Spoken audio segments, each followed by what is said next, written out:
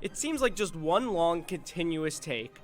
However, if you look behind the scenes leading up to this, the camera crew had to chase after George by jeep, motorcycle, and even by foot, as the actor then jumped off a ledge onto a mat, which was cobbled together with another shot of the character jumping into a river. This is just one of the many crafty ways the filmmakers made the movie look like it is all just one single shot. That wasn't Getting too it right crafty, required precise timing, the highest level of planning, and some incredibly clever shooting and editing.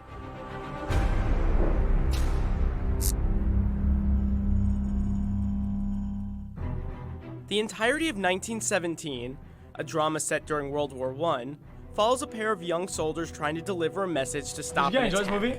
I thought It was not actually shot in one take, but rather a series of continuous, uncut shots that were then cleverly connected to give the feeling of one long take.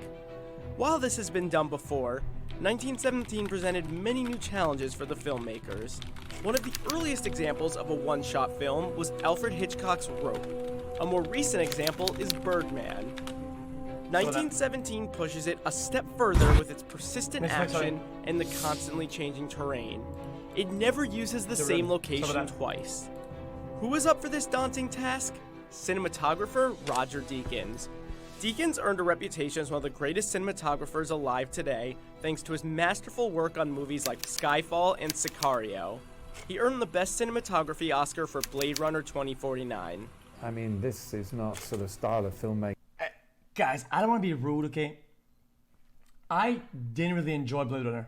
I didn't think it was that good. I thought it was really slow, and it's not even that I'm ADHD, it just wasn't that interesting. This is not sort of style of filmmaking that is right for every film. It's very Nothing was particular worth film. the wait. Director Sam Mendes wanted to create an immersive experience and put the audience in the shoes of a British soldier fighting in World War I.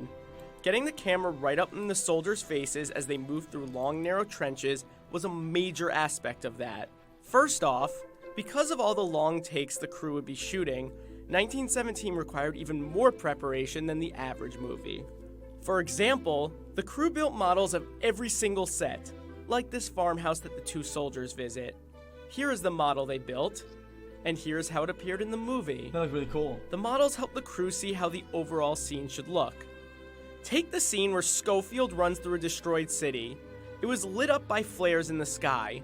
Because the flares were the main source of lighting for certain shots in the scene, the crew needed to time exactly how long the flares would be in the air. So they tested it on a mini model of the city with a light contraption that traced which directions the shadows would move and how light would fall through the building's windows. Seeing the landscapes and sets in person was just as important for getting the entire continuous Question, Jack, couldn't they do this digitally? Like on a computer? Shot down. The art department built realistic sets from scratch. Each set needed to be able to accommodate the camera's path.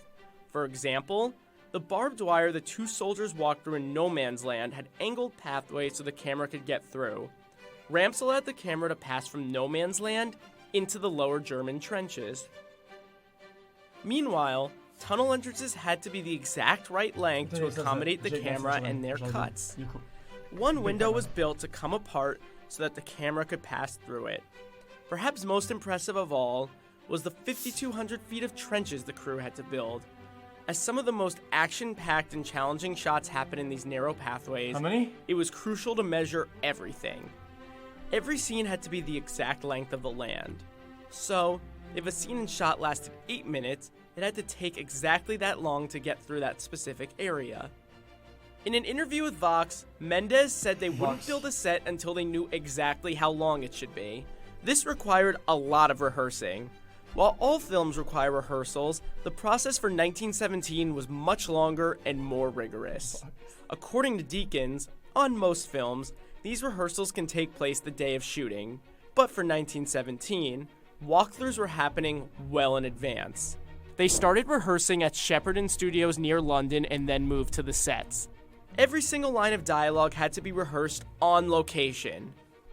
The whole process of blocking and rehearsing scenes went on for 4 months. That's fucking nuts, dude. Once they had gotten the lay of the land, measured everything out, and made sure every actor knew their lines and hit their marks, it was time to start shooting.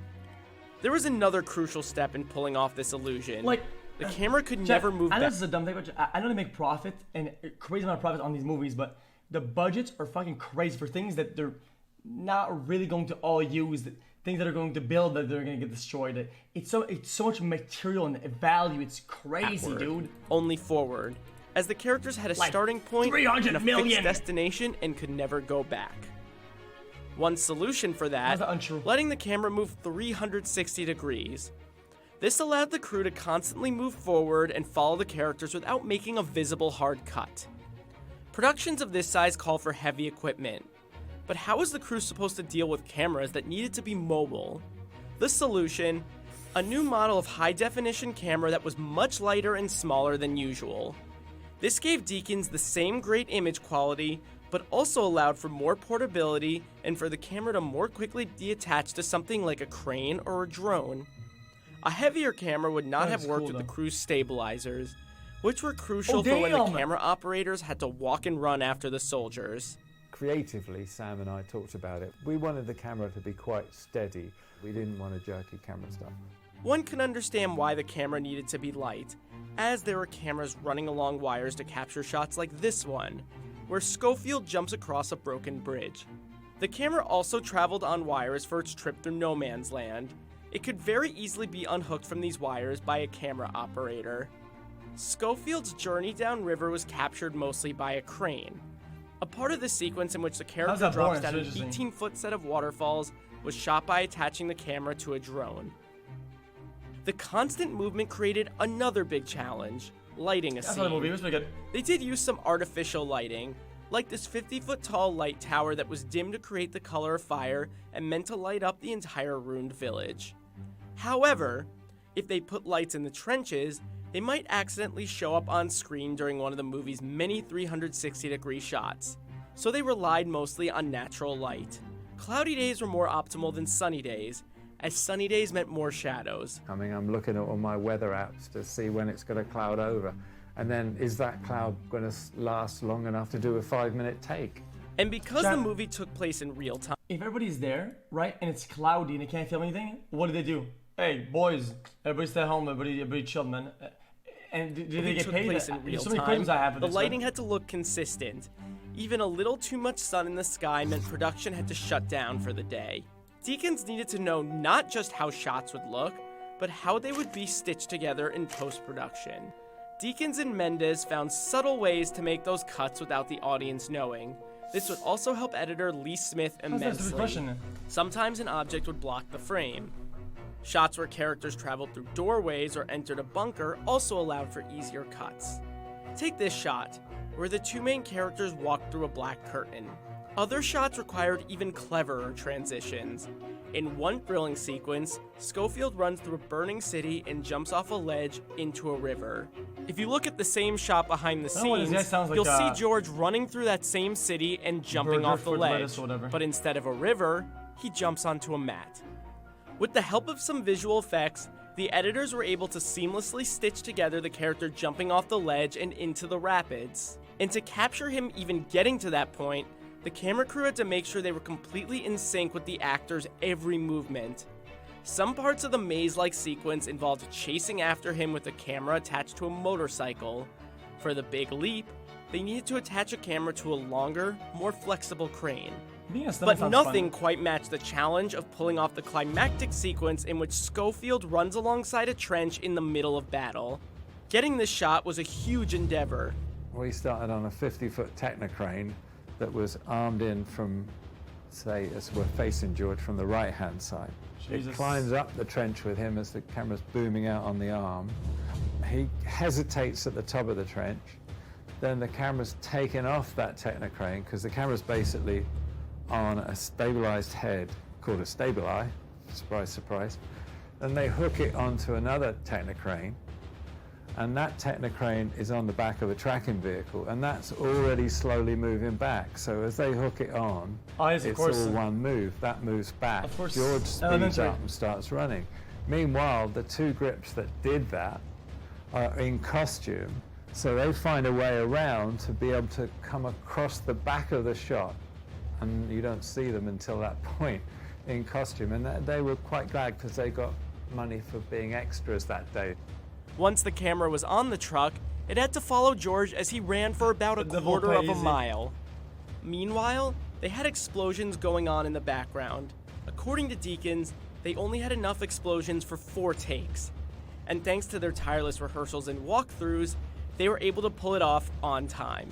And while everything they did while shooting had to be so precise, there was still room for accidents.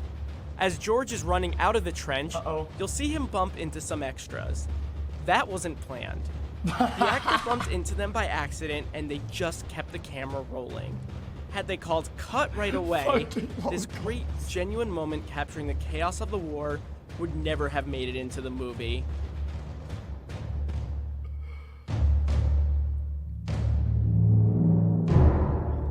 That was good, dude. I enjoyed that a lot. I'm built differently, I'm built differently, I'm built differently, yeah, I'm built